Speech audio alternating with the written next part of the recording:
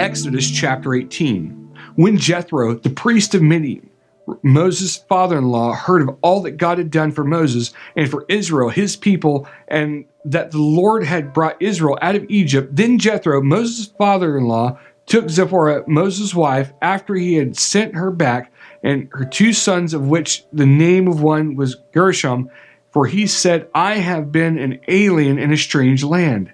And the name of the other was Eleazar, for the God of my father said he was my help, and delivered me from the sword of Pharaoh.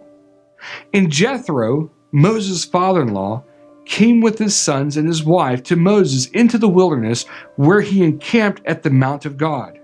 And he said to Moses, I, your father-in-law, Jethro, am come to you, and your wife and her two sons with her. And Moses went out to meet his father-in-law, and did obeisance, and kissed him, and they asked each other of their welfare. And they came into the tent, and Moses told his father-in-law all that the Lord had done to Pharaoh and to the Egyptians for Israel's sake, and all the travail that had come upon them by the way, and how the Lord delivered them. And Jethro rejoiced for all the goodness which the Lord had done to Israel, whom he had delivered out of the hand of the Egyptians. And Jethro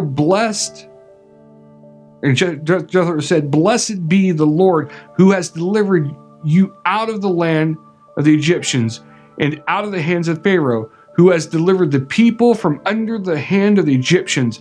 Now I know that the Lord is greater than all gods, for in the thing wherein they dealt proudly, he was above them. And Jethro, Moses' father-in-law, took a burnt offering and sacrifices for God, and Aaron came and all the elders of Israel to eat bread with Moses' father-in-law before God. And it came to pass on the morrow that Moses sat to judge the people, and the people stood by Moses from the morning to the evening. And when Moses' father-in-law saw that all that he did to the people, he said, What is this thing that you do to the people?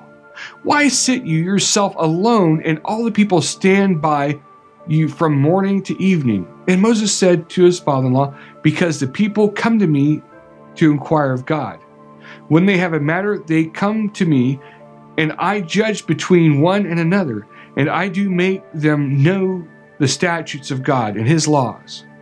And Moses' father-in-law said to him, The thing that you do is not good. You will surely wear away both you and this people that is with you, for this thing is too heavy for you. You are not able to perform it yourself alone. Hearken now to my voice. I will give you counsel, and God shall be with you.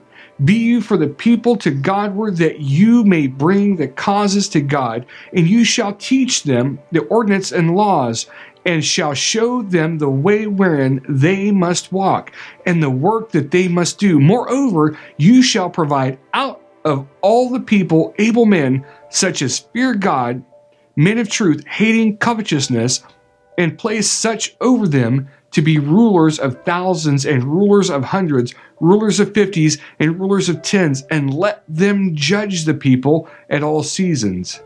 And it shall be that every great matter they shall bring to you, but every small matter they shall judge.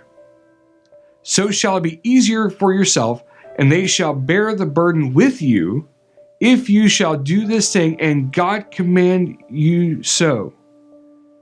Then you shall be able to endure all that this people shall also go to their place in peace. So Moses hearkened to the voice of his father-in-law, and did all that he had said. And Moses chose able men out of all Israel, and made them heads over the people, rulers of thousands, rulers of hundreds, rulers of fifties, and rulers of tens. And they judged the people at all seasons.